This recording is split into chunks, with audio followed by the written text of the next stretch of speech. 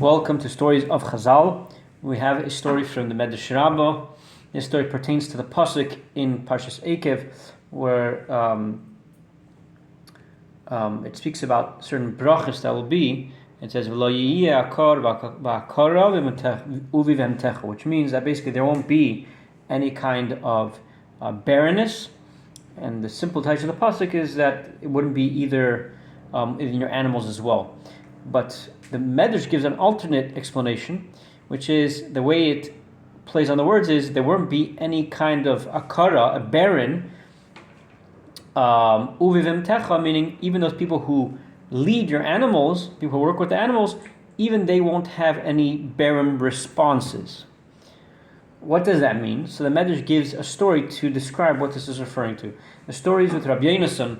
He was traveling on a donkey. He was riding on a donkey, and beside him, his animal carrier, the person who was tending to his other animals, or the leader rather, was going along with him. And they were traveling by a mountain, a certain mountain of the Kutim. We'll see soon what this mountain was. It was actually the Har Grizim, which the Kutim put their Avodah Zarah on. There's a whole history of what happened with the Kutim. We're not going to go into that now. But basically, they did do Avodah Zarah at some point, and this was their mountain that they did Avodah Zarah on, etc. So Rabbi Yonasan was passing by this mountain, and a Kuti, one of these, this certain sect of Am Yisrael, which has a long history at that point, because the Kutim already were from Bais Rishon already, for the first Beis HaMikdash, and this is already after the second Beis HaMikdash. So this Kuti decided to, so to speak, tag along with them. And when they reached the actual mountain, the Har Grizim, the Kuti told Rabbi Yonasan, he says, "Why is this mountain so holy?" That was his question, very vague question. Didn't explain what he meant by that. So Rabbi Yonasan told him, "What do you mean? Why is it holy?"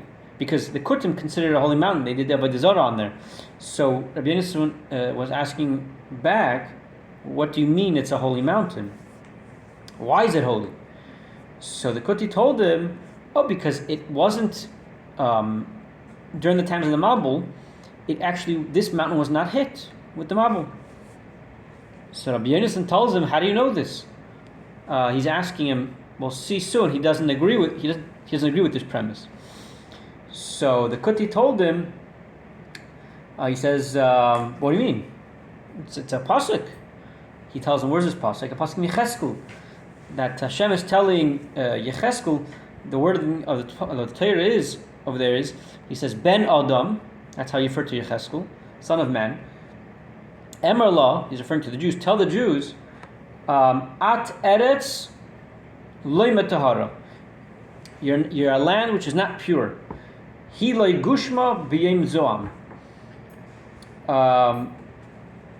Rain didn't fall on it at the time of anger, and a day of anger rather, which is referring to the time of anger, of rage, which came through rain as well. That was he's referring to the Mabul. He's referring to in a very hidden fashion, but riddle fashion. But so he's referring to, according to the way this person's understanding is, not referring to the Am Yisrael, it's referring to that mountain, to a specific place, specific mountain, and he understood that to be, this Kuti is referring to Har Grizim. That's where the rain didn't fall. That's what Yecheskel is referring to. So Rabbi Yonasan told him, "Okay, based on your premise," he says the Eibishter should have told Noach, if that's the case, he should have told Noach not to go on, build a cave and everything. You should have told him to go up on this Har Grizim, right? If there was so to speak, this area that was not being attacked, and it was not far from Eretz Yisrael even, wherever Noach might have been at the time. So just go there. So the Kuti responded to Rabbi Yonasan, and he said, "You know what? It's very possible the Eibishter did this. He told him to build a teva to test Noach and see if he would be able to follow through. So you can't really prove it based on your question." So Rabbi Yonasan, it seems like he accepted it. He was quiet. He didn't respond. So the behema, the person who was riding who was leading and taking care of Rabbi Yonasan's animals, he said to Rabbi Yonasan, give me permission, and I have something to say. So Rabbi Yonasan told him, go, say it. So this person said like this. He says, asks the Kuti, is this mountain not under the heavens? We'll see soon what he meant by this question. So the Kuti responded, what? You think it's out of the heaven? Obviously it's under the heaven. What do you mean by this question? So says the person who's in charge of the animals, he says, does it not say in the pasuk, I believe it's a pasuk in Yeshaya, as follows. The pasuk in Yeshaya says,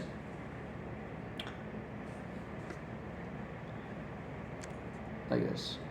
It says there are 15. The pasuk in Bereshis in Parshas Noach actually says that the Mabul, the water of the Mabul, became so powerful and became so abundant over the earth that it reached 15 amis on top of the mountains, and it covered up all the high mountains which are under the heavens.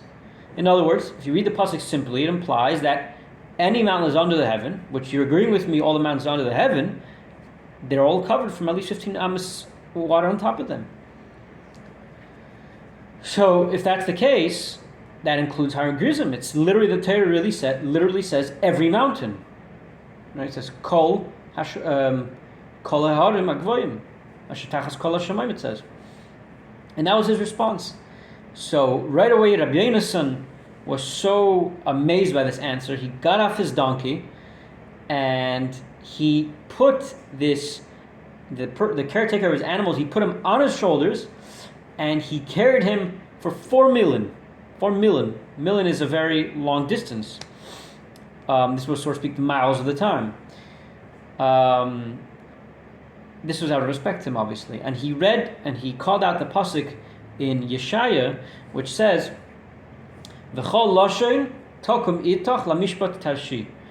He says, any tongue which will rise up against you, referring to the Yidden, rise up against you, lamishpat, for judgment, tashi, you will turn bad. In other words, anybody who turns up against you to try to, so to speak, create judgment against you or with you, you will basically be able to turn the tables against them. In other words, he's saying, this is referring to this scenario, this is exactly what it fits into.